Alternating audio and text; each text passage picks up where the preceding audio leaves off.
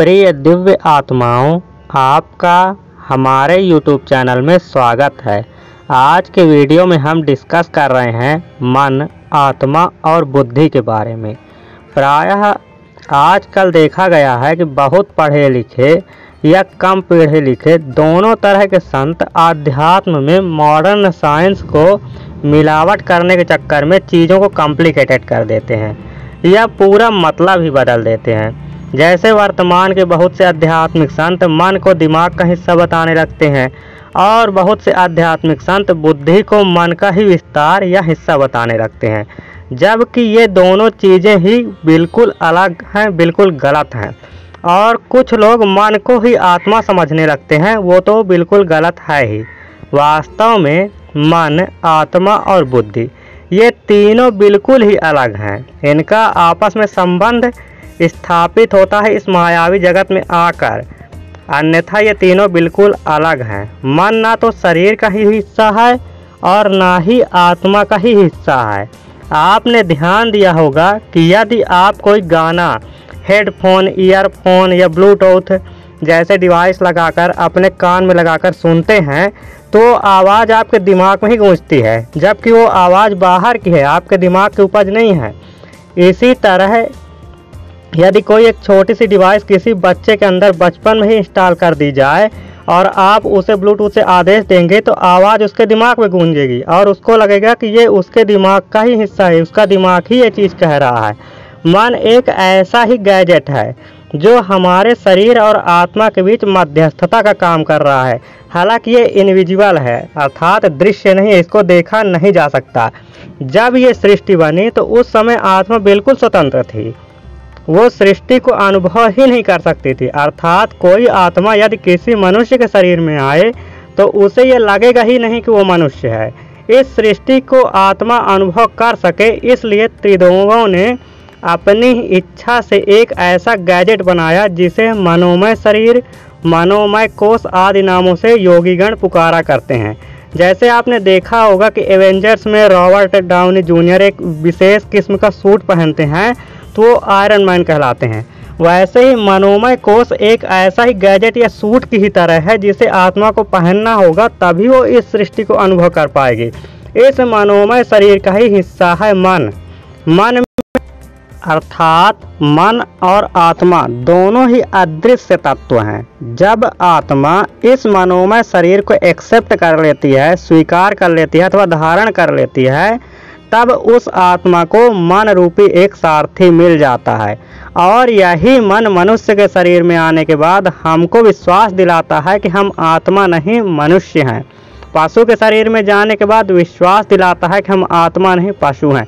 ये मानवमय शरीर धारण करने के पहले भी है और शरीर की मृत्यु होने के बाद भी आत्मा के साथ चलता ही रहता है। जब तक हम त्रिदेवों की बनाई इस सृष्टि में हैं तब तक हमारे साथ मनोमय शरीर चलता ही रहेगा, भले हमारा ये दिखने वाला शरीर हो या ना हो। आपकी मुक्ति भी तब तक नहीं हो सकती जब तक आप मनोमय शरीर को धारण किए हुए हैं। जबकि जो बुद्धि है, इंटेलिजेंस, ये दिमाग के ब्रेन का हिस्सा है जो हमें तर्क शक्ति, बहस करने की शक्ति, हानि लाभ के बारे में बतलाता है और सोचने की शक्ति प्रदान करता है। ये इस शरीर का हिस्सा है, मनुष्य शरीर का। जब तक शरीर है, तुम्हारे साथ ब्रेन है, तुम हानि लाभ के बारे में सोच सकते हो, तर्क वितर्क करके अपनी बात को सही साबित करने की कोशिश कर सकते हो, तुम डिबेट जीत सकते हो। परंतु शरीर के नष्ट होने के बाद आपके दिमाग या इंटेलिजेंस का रोल भी आपके शरीर के साथ यहीं खत्म हो जाएगा और ये इंटेलिजेंस या ब्रेन आत्मा के साथ यात्रा नहीं करता है, आत्मा के साथ केवल मन ही यात्रा करता है। इसीलिए आप यमराज के सामने कोई भी डिबेट करके अपने को सही साबित नहीं कर पाएंगे कि आप वेज हैं कि नॉन वेज हैं। नॉन वेज खाना अगर पाप है तो वेज खाना भी पाप है, दोनों में प्राण होते हैं। वहाँ आप कोई डिबेट कर ही नहीं सकते क्योंकि वहाँ पर आपके पास ब्रेन नहीं होता है, वहाँ पर केवल और केवल आपके पास मन होता है। और ये डिबेट करने की शक्ति हमारा ब्रेन प्रदान करता है, तर्क वितर्क करने की, डिबेट को जीतने की शक्ति, तो वो आपके शरीर के साथ यहीं समाप्त हो जाएगा। इसलिए जो मन है आपकी आसक्ति के अनुसार या आपकी इच्छा के अनुसार आपको अगले जन्म में फंसा देगा। जिसके लिए शास्त्रों में कहा भी गया है अंतमति सा गति, अर्थात मृत्यु के समय जहाँ मन लग जाता है उसी के अनुसार आत्मा को आगे की यात्रा भी करनी पड़ती है। इसी तरह जन्म मरण का चक्र चलता रहेगा। जब आपको इस संसार से वैराग्य हो जाएगा तभी इस मन से आत्मा को छुटकारा मिलेगा। योग में आप थर्ड पर्सन के रूप में ऑब्जर्वर बनकर अपने मन पर निगरानी कर सकते हैं और ध्यान के समय यही मन जब बाहरी दुनिया को छोड़कर अंतः जगत की तरफ मुड़ जाता है अर्थात आत्मा की तरफ देखता है, जिससे आपको स्वयं का ज्ञान होता है, आत्मज्ञान हो जाता है और तभी आपके मुक्ति के दरवाजे खुलते हैं। मन में उठ रहे विचारों पर निगरानी करिए।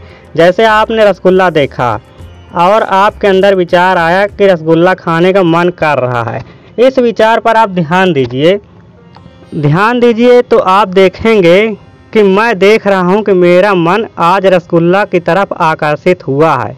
मैं आत्मा हूँ और मेरा मन रसगुल्ले की तरफ आकर्षित हुआ है।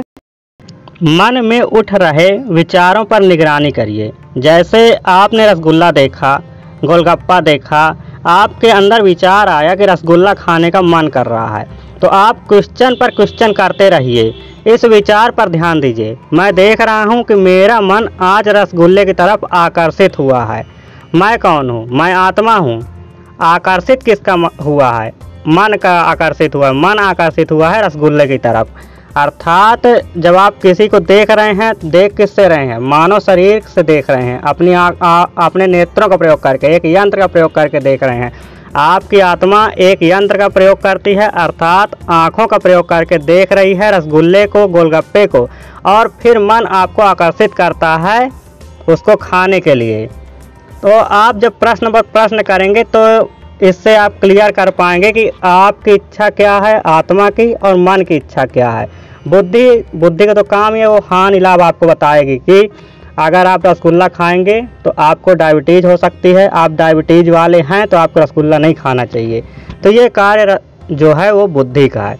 आपने देवदास फिल्म देखी होगी और मान लो कि देवदास फिल्म आपकी फेवरेट फिल्म है, तो इसका मतलब ये भी है कि जाने अनजाने आपके मन ने देवदास की तरह जीवन जीने की इच्छा कर दी होगी। ये मन आपको किसी पारों के चक्कर में देवदास बनने के लिए मजबूर कर सकता है, लेकिन बुद्धि आपको देवदास बनने से रोकने का कार्य कर सकती है और आप अपने भविष्य के बारे में बेहतर सोच सकते हैं। पारों को जाने दो, भविष्य में मिलेगी चंद्रमुखी जो कर देगी आपको सुखी। पहले धन कमाने में फोकस करते हैं। आत्मा केवल इस संसार को अनुभव करने के लिए मन रूपी गैजेट को पहनती है, लेकिन फिर मायावी दुनिया में मन आपको फंसा देता है, आपको विश्वास दिला देता है कि ये वास्तविक दुनिया है और आप आत्मा की तरफ ध्यान दे ही नहीं पाते हैं। यही मन सत्संग, भागवत कृपा, संतों के आश्रय में आकर भगवान की भक्ति में भी आसक्त हो सकता है। फिर यही मन अंतः जगत की ओर मुड़कर आपको स्वयं का ज्ञान पुनः करा सकता है और फिर आपके अच्छे सारथी की तरह आपको पुनः दिव्य लोकों, वैकुंठ, शिवलोक आदि ले भी जा सकता है। जब आपको स्वयं का ज्ञान होगा, इस संसार से पूर्णतः वैराग्य होगा, आत्मा मनोमय शरीर का भी त्याग कर देता है। फिर वो त्रिदेवों की इस मायावी सृष्टि से पूर्णतः मुक्त हो जाता है। तो इस तरह मन के त्याग करने के बाद ही आत्मा मुक्त होती है। अर्थात ये जो मनोमय सूट है, मनोमय कोष है, मनोमय शरीर है, इसको भी त्याग कर देंगे तो ही मुक्ति मिलेगी। तो संक्षेप में हम ऐसा कह सकते हैं कि मन के बारे में अगर समझना है तो जैसे किसी अंतरिक्ष यात्री को किसी अन्य ग्रह में जाने के लिए एक विशेष स्पेशल सूट पहनाया जाता है, वैसे ही त्रिदेवों ने मनोमय कोष नाम का एक विशेष इनविजिबल स्पेस सूट तैयार किया है, जिसका मन एक हिस्सा है, जिसको पहनकर ही आत्मा त्रिदेवों की बनाई हुई इस सृष्टि को अनुभव कर सकती है, इसको एंजॉय कर सकती है। त्रिदेवों की बनाई इस सृष्टि में आने से पहले आत्मा को हर हाल में भगवान विष्णु के द्वारा दिया हुआ ये इनविजिबल स्पेस सूट, जिसे मनोमय कोष, मनोमय शरीर कहा जाता है, उसको पहनना ही होगा, जिसका काम ही है आत्मा को यह विश्वास दिलाना कि वह वही कैरेक्टर है, वही चरित्र है जिसको अर्थात जिस शरीर को उसने धारण किया हुआ है।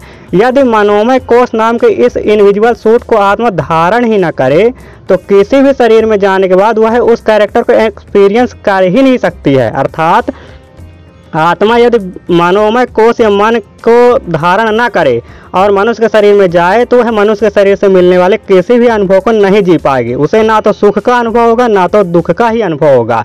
लेकिन मनोमय कोश धारण करते ही अर्थात मन को धारण करते ही जब आत्मा शरीर में आती है तो मन पूर्णतः उस शरीर को स्वीकार कर लेता है और आत्मा और शरीर का संबंध भी स्थापित कर देता है। इस प्रकार आत्मा मन की वजह से उस शरीर में पूर्णतः बंध जाती है और उस शरीर से मिलने वाले सुख दुख को वह अपना समझने लगती है, उसे अनुभव करने लगती है और उस सुख और दुख को स्वयं का सुख दुख मानने लगती है, जबकि वो सुख दुख इस नश्वर शरीर को मिल रहा होता है। मन का रोल इस तरह आपका फंसाने के लिए होता है। मृत्यु के बाद भी मनोमय शरीर आत्मा के साथ चलता ही रहता है, इसलिए इच्छा और कर्म बंधन से कभी छुटकारा मिल ही नहीं पाता। आत्मज्ञान के बाद योगीगण इस मनोमय शरीर को भी त्याग देते हैं अथवा भगवान विष्णु को वापस लौटा देते हैं। फिर आत्मा अपने सच्चे स्वरूप या परमात्मा के साथ एकाकार होकर स्थित हो जाती है, जिसे मुक्ति कहते हैं।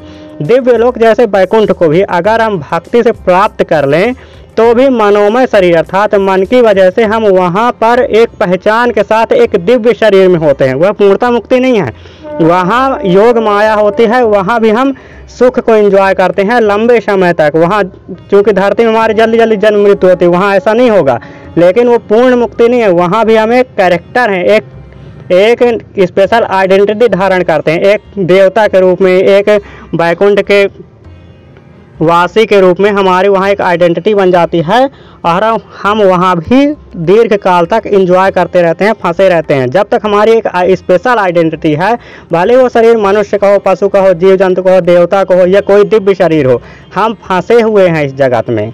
और हमको जब इस विशेष स्पेशल इंडिविजुअल सूट अर्थात मनोमय कोश मनोमय शरीर या मन को उतार कर भगवान विष्णु को वापस सौंपना होगा, उसके बाद हमारा इस त्रिदेवों की सृष्टि से रोल खत्म हो जाता है। हम इस त्रिदेवों की सृष्टि से बाहर हो जाते हैं अर्थात पूर्णतः मुक्त हो जाते हैं।